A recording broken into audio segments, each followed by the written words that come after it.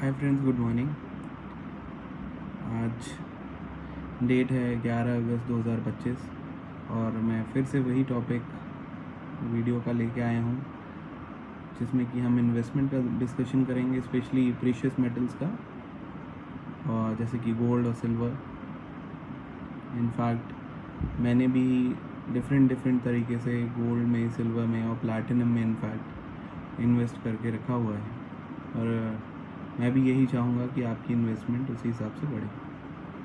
तो आज हम सिल्वर की कुछ ऐसी बातें करेंगे जो कि सिल्वर इन्वेस्टमेंट पे कुछ नई दृष्टिकोण उसके इन्वेस्टमेंट पे कि क्यों करनी चाहिए, वो हम पॉइंट्स को डिस्कस करेंगे। तो डिस्कशन में पहली बात की explosive growth by the end of 2025 ये देखा जा रहा है 2025 इस वजह से क्योंकि गोल्ड जो है वो खाली एक, आप अगर देखें तो store of money, it is equivalent to money. लेकिन जो सिल्वर है वो प्रेशियस मेटल होने के साथ, मतलब एक स्टोर ऑफ वैल्यू होने के साथ, एक मेटल ऐसा है जो कि इंडस्ट्रीज़ में बहुत ज़्यादा यूज़ होता है। अब कौन सी इंडस्ट्री में यूज़ होता है? ऐसी 3 मेजर इंडस्ट्रीज़ हैं जिसमें इंडिया में भी बहुत ज़्यादा काम चल रहा है, और उसी के कारण मुझे भी ऐसा लगता है, मैं भी सहमत हूँ कि सिल्वर के जो रेट हैं वो उस कारण से भी बढ़ेंगे, अपने प्रीशियस मेटल होने के कारण से भी, अपनी एक स्मॉल एक वैल्यू होने के कारण भी।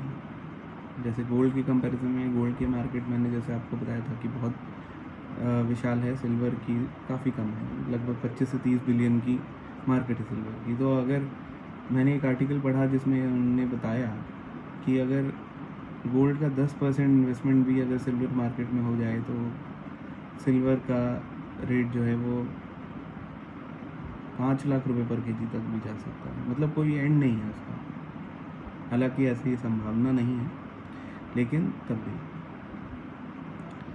तो अगर मैथमेटिकल टारगेट देखें तो बाय 2027 सिल्वर करीब 4 लाख रुपए पर केजी तक छू सकता है। उसका कैलकुलेशन मैं बताऊंगा आपको। वो नियरली 3 गुना, 3 या 4 गुना। क्यों? क्योंकि इस समय जो इंडिया की, अगर मैं स्टैटिस्टिक्स के हिसाब से जाऊँ तो हमारी जो एनुअल सिल्वर कंजम्पशन है वो 4000 टन है, 4000 टन सिल्वर। और इंडिया ने एम किया है कि वो 2030 तक 500 गीगावाट रिन्यूएबल एनर्जी को अचीव करना चाहता है। रिन्यूएबल एनर्जी मतलब सोलर, विंड इत्यादि, सोलर पैनल्स की हम अगर बात करें तो उसमें सिल्वर का यूज़ बहुत ज़्यादा होता है। तो 500 गीगावाट की आप क्या सोच रहे हैं? ये कोई छोटा नंबर नहीं है दोस्तों। अगर 500 गीगावाट तक हम पहुंचना चाहते हैं तो उसके लिए हमें बहुत प्रयास करना पड़ेगा 2030 तक, और हमारी गवर्नमेंट को। और दूसरी बात है कि आप ये सोचिए कि सिल्वर का कंजम्पशन कितना बढ़ जाएगा। अब आप कहें कि सिल्वर का कंजम्पशन बढ़ेगा तो क्या हुआ? सिल्वर की सप्लाई भी बढ़ जाएगी, सिल्वर का कंजम्पशन भी बढ़ जाएगा। जो भी इकोनॉमिक्स है वो सप्लाई और डिमांड पे चलती है। लेकिन दोस्तों वहीं पर एक प्रॉब्लम है कि डिमांड तो बढ़ेगी सोलर पैनल के कारण, अगर हमें 500 गीगावाट का हमें लक्ष्य हमें पूरा करना है। लेकिन जो सप्लाई है सिल्वर की वो साल दर साल विश्व में कम होती जा रही है, क्योंकि बहुत ही ऐसी कम कंट्रीज़ हैं। इंडिया की खुद की प्रोडक्शन जो है, हम 80% सिल्वर जो है वो हम इंपोर्ट करते हैं, और बाकी जो 15 से 20% सिल्वर जो बचा हुआ है वो ही हम प्रोड्यूस करते हैं।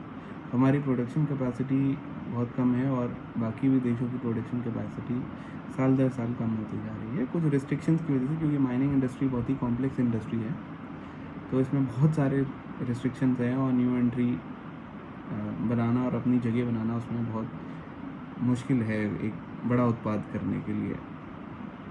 तो उसमें इसलिए अब आप देखें कि to achieve 1 megawatt of solar capacity, 1 megawatt हम कह रहे थे हमें 500 गीगावाट तक पहुंचना है 2030 तक। तो 1 मेगावाट इलेक्ट्रिसिटी अगर हमें सोलर से बनानी है तो करीब 20 से 25 किलो सिल्वर लगेगा। तो अगर ऐसे कैलकुलेशन करें तो 300 गीगावाट के लिए हमें कम से कम 300 से 400 गीगावाट के लिए भी हमें कम से कम 75,000 टन सिल्वर चाहिए होगा। अब आप बताइए 75,000 टन जो सिल्वर है कहाँ से आएगा? और ये खाली मैं सोलर इंडस्ट्री की बात कर रहा हूँ, अभी 2 और ऐसी इंडस्ट्री बाकी हैं। तो हमारा जो अभी का सिल्वर कंजम्पशन हमारी कंट्री का वो 4,000 टन ईयर का है, साल का 4,000 टन लगता है। तो हमारी इसके अकॉर्डिंग अगर हम देखा जाए तो हमारी जो खाली सोलर में ही हमारी डिमांड डबल हो जाएगी। अगर 75,000 टन हमें सिल्वर चाहिए तो हमारी जो रिक्वायरमेंट है इसको हमें डबल करना पड़ेगा, और जो प्रोक्योर करने के तरीके हैं वो भी डबल करने पड़ेंगे। अब जो नेक्स्ट इंडस्ट्री है वो है सेमीकंडक्टर की इंडस्ट्री। तो सेमीकंडक्टर की इंडस्ट्री भी आप देखें तो बहुत सारे ऐसे प्लांट्स जो हैं वो भारत सरकार ने प्राइवेट प्लेयर्स को उनको जगह दी है कि आप आइए और सेमीकंडक्टर्स मैन्युफैक्चरिंग, जो चिप्स की मैन्युफैक्चरिंग है वो शुरू करिए। तो उसकी फैब्रिकेशन के लिए सीजी पावर, टाटा PSMC और माइक्रॉन कंपनी गुजरात में, तो ये 3 प्लेयर्स हैं जो कि इंडिया में आएंगे, और उसकी वजह से हर साल एनुअली 50 से 100 टन सिल्वर जो है वो कंज्यूम होगा इसके कारण। तो अभी हमारी करंट जो है वो कितनी है, 4,000 टन एनुअल। तो उसको सोलर की कंडक्टर जो हमें सोलर अगर इलेक्ट्रिसिटी अगर हमें बनानी है तो पैनल्स में डबल लग जाएगी।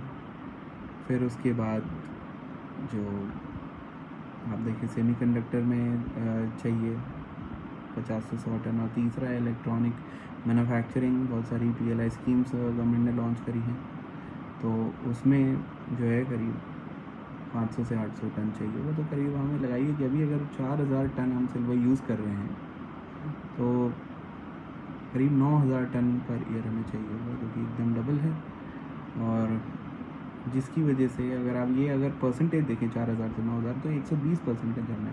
लेकिन ये जब देखा जाता है कि जब डिमांड जो है वो जब वो बढ़ती है कि अभी 120% बढ़ना है, तो प्राइस जो है वो उसका दुगना बढ़ जाता है। तो आप लगा लीजिए अगर 120% अगर हमें डिमांड बढ़ेगा, मतलब ऐसा अगर होगा तो जो सप्लाई है वो कम होती जा रही है। यही कारण है प्राइस के ज़्यादा बढ़ने का। तो करीब 300% तो कहीं नहीं गया, 300% मतलब 3 गुना से 3.5 गुना तो सिल्वर का रेट वैसे ही हो जाएगा।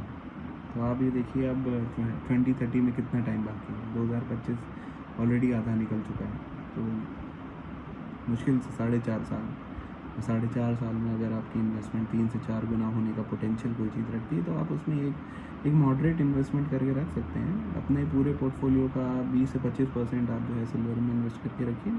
अब आप अगर पूछें कि क्या ज़रिया है इन्वेस्ट करने का, तो करीब 2-3 ज़रिए मुझे दिखते हैं। या तो आप फिज़िकल मेटल लें, सिल्वर बुलियन, थोड़ा सा मेकिंग चार्जेस लगते हैं, GST लगता है, तो अगर आपको वो चीज़ अवॉइड करनी है तो आप सिल्वर ट्रेडिंग नहीं करनी है। ट्रेडिंग के मैं भी बहुत खिलाफ हूँ, क्योंकि 99% सेबी के अकॉर्डिंग भी 99% ट्रेडर्स जो हैं वो अपना पैसा गंवा देते हैं। सिल्वर ETF, सिल्वर बीज हैं, ये निपॉन कंपनी लिस्टेड है मार्केट में। तो आप गूगल पे टाइप करिए सिल्वर बीज, सिल्वर का ETF है, उसके थ्रू आप सिल्वर में इन्वेस्टमेंट कर सकते हैं। कम से कम अमाउंट, मतलब एक शेयर का अमाउंट मेरे ख्याल से ज़्यादा से ज़्यादा 190-100 रुपये होगा, 100 रुपये 190 रुपये, वहाँ से आप अपना इन्वेस्टमेंट स्टार्ट कर सकते हैं। तो एक लमसम अमाउंट आप इन्वेस्ट कर लीजिए, 50,000 आपने जैसे इन्वेस्ट कर दिया सिल्वर में, और हर महीने SIP करिए। रुपी कॉस्ट एवरेजिंग आपकी हो जाएगी 2030 तक। वो आपको फ़ायदा कुछ तो दे के जाएगा ही। मैं जब कह रहा हूँ कि 3 से 4 गुना, तो कम से कम 1.5 से 2 गुना तो कर ही देगी। एफडी 2 गुना होने में 10 साल लगा देती है, आपका 4 साल या 4.5 साल के टाइम फ्रेम में पॉसिबल है। लेकिन एक मॉडरेट अमाउंट लगा के रखें, बिल्कुल पूरा अमाउंट ना लगाएं एक साथ। और सिल्वर का रेट क्योंकि फ्लक्चुएट करता है काफ़ी, और किसी भी इन्वेस्टमेंट की एकदम पुख्ता गारंटी देना तो ये तो बहुत मुश्किल है, लेकिन अनुमानित यही है। तो इसी के साथ दोस्तों अगली वीडियो का इंतज़ार करें, तब तक के लिए जय हिंद।